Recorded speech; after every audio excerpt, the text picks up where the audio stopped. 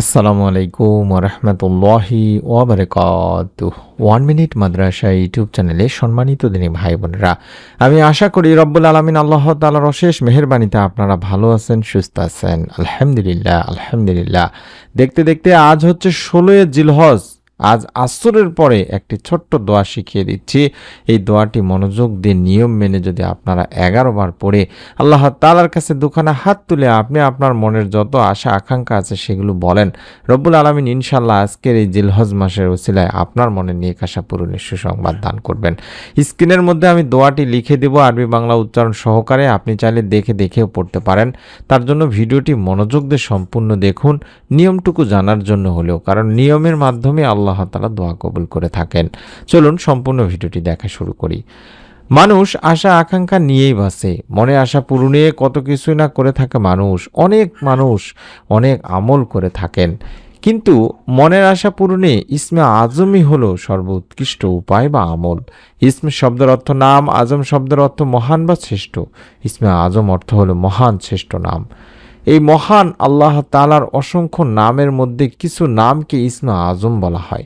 তবে সেই নামগুলো কি, সে ব্যাপারে অনেক অভিমত রয়েছে। আলেমরা বিভিন্ন নামকে ইসমে আজম বলেও অভিহিত করেছেন। পবিত্র কোরআনেও ইসমে আজম রয়েছে দিনী ভাই বোনেরা। আল্লাহ রাসূল সাল্লাল্লাহু আলাইহি ওয়াসাল্লাম এক হাদিসে ইরশাদ করেন, ইসমে আজম সূরা বাকারার 163 নম্বর আয়াত এবং সূরা আল ইমরানের 1 নম্বর আয়াতে রয়েছে। এটি সুনানে আবু দাউদের একটি হাদিস। ইসমে আজমের মাধ্যমে দোয়া করলে আল্লাহ তাআলা তা কবুল করেন। তাই আমরা এই ইসমে আজমেরই আমলটি করব। আসরের নামাজের পর থেকে শুরু করে মাগরিবের ওয়াক্ত পর্যন্ত বা ইফতারের আগ পর্যন্ত যারা রোজা থাকবেন তারা। আমি আপনাদেরকে প্রথমে ইসমে আজমটি শিখিয়ে দিচ্ছি, আরবি বাংলা উচ্চারণ দুটি দেখায় দিচ্ছি। এই ইসমে আজমটি আপনাকে পড়তে হবে ছোট্ট একটা নিয়ম মেনে। নিয়মটি কিছুক্ষণের মধ্যে বলে দেব ইনশাআল্লাহ। আল্লাহুম্মা ইন্নী আসআলুকা বিআন্না লাকাল হামদ লা ইলাহা ইল্লা আনতাল মান্নান বাদিউস সামাওয়াতি ওয়াল আরদ ইয়া জাল জালালি ওয়াল ইকরাম ইয়া হাইয়্যু ইয়া কাইয়্যুম। আশা করছি মোবাইল স্ক্রিনশট নিয়েছেন, দেখে হলেও পড়বেন দিনী ভাই বোনেরা।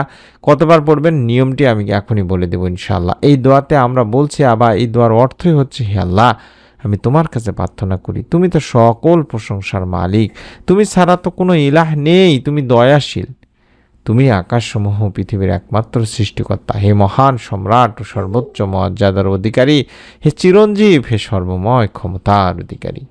এই দোয়াটির ব্যাপারে হাদিসে আনাস রাদিয়াল্লাহু তাআলা আনহু সূত্রে বর্ণিত হয়েছে, তিনি আল্লাহ রাসূল সাল্লাল্লাহু আলাইহি সাল্লামের সঙ্গে বসা ছিলেন।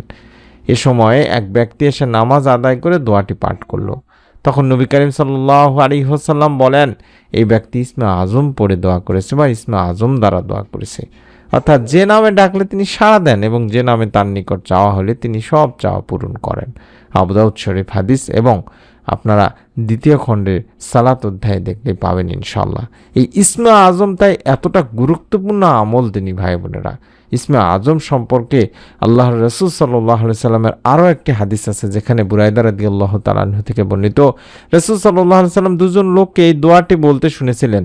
তখন রাসূল সাল্লাল্লাহু আলাইহি সাল্লাম বললেন, তোমরা তো আল্লাহ তাআলার কাছে ইসমে আজমের মাধ্যমে চেয়েছো, যার মাধ্যমে চাইলে আল্লাহ রাব্বুল আলামিন দান করেন এবং দোয়া করলে আল্লাহ তাআলা তা কবুল করেন। আবু দাউদ শরীফের একটি হাদিস। সুবহানাল্লাহ সুবহানাল্লাহ, কতটা গুরুত্বপূর্ণ তাহলে এই ইসমে আজমের আমল দিনী ভাই বোনেরা। আমরা যদি মন থেকে নিয়ত করে এই ছোট্ট নিয়মটি মেনে আমলটি করি, রব্বুল আলামিন আমাদেরকেও ইনশাআল্লাহ নিরাশ করবেন না। আজ জিলহজ মাসের 16 তারিখ, আসরের পরে দুখানা হাত তুলে আল্লাহ তাআলার কাছে আমলটি করবেন। নিয়মটি হলো প্রথমেই নিয়ত করে নেওয়া। আসরের নামাজ আদায় করবেন, তারপরে মনে মনে নিয়ত করবেন, অথবা কমেন্ট সেকশনে খুব সহজে চাইলে আমিন লিখে নিয়ত করে ফেলুন। তারপরে আপনার দোয়া যাতে করে আল্লাহ তাআলার কাছে পৌঁছায় যায়, তার জন্য কম করে হলেও অন্তত 3 বার দরুদ শরীফ পড়ে নেবেন। চাইলে দরুদ ইব্রাহিম যেটা নামাজে পড়ি সেটা পড়তে পারেন, অথবা আল্লাহুম্মা সাল্লি আলা মুহাম্মাদিন ওয়া আলা আলি মুহাম্মাদ, আল্লাহুম্মা সাল্লি আলা মুহাম্মাদিন ওয়া আলা আলি মুহাম্মাদ, আল্লাহুম্মা সাল্লি আলা মুহাম্মাদিন ওয়া আলা আলি মুহাম্মাদ। এভাবে ছোট্ট দরুদটি অন্তত কষ্ট করে হলে 3 বার পড়ে নিয়ে 11 বার অন্তত পাঠ করবেন। আল্লাহুম্মা ইন্নী আসআলুকা বিআন্না লাকাল হামদ লা ইলাহা ইল্লা আনতাল মান্নান বাদিউস সামাওয়াতি ওয়াল আরদ ইয়া জাল জালালি ওয়াল ইকরাম ইয়া হাইয়্যু ইয়া কাইয়্যুম। এভাবে 11 বার পাঠ করার চেষ্টা করবেন দিনী ভাই বোনেরা।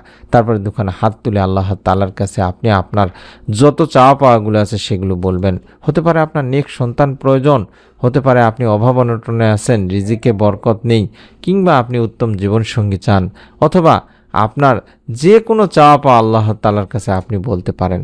রব্বুল আলামিন ইনশাল্লাহ আপনাকেও নিরাশ করবেন না। আপনি নিজে আমল করবেন, আপনার নিকট আত্মীয় স্বজনদেরকেও আমলগুলো সম্পর্কে জানিয়ে দিবেন। চাইলে ভিডিওটি খুব সহজেই ফেসবুক, হোয়াটসঅ্যাপ, ইমো, মেসেঞ্জারে শেয়ার করে দিতে পারেন। সাবের নিয়তে অবশ্যই শেয়ার করবেন তিনি ভাই বোনেরা। এবং আগামীকালকে নতুন আমলের ভিডিও এবং নতুন যে সমস্ত ভিডিওগুলো দেব সেগুলো যাতে দেওয়া মাত্র পেয়ে যান, তার জন্য অবশ্যই চ্যানেলটি সাবস্ক্রাইব করে বেল বাটনটি অন করে রাখুন। অর্থাৎ এই বাটনটি এই ভিডিওটির নিচে আছে, আমি যেভাবে চাপ দিয়ে রাখলাম এভাবে চাপ দিয়ে রাখুন। সকলে ভালো থাকুন, সুস্থ থাকুন। আমরা মন থেকে দিল থেকে দোয়া করি আল্লাহ তাআলা যেন আপনাদের সকলকে আমলের ওসিলায় আপনাদের মনে নেক আশা পূরণের সুসংবাদ দান করেন। আমিন। আসসালামু আলাইকুম ওয়া রাহমাতুল্লাহি ওয়া বারাকাতুহু।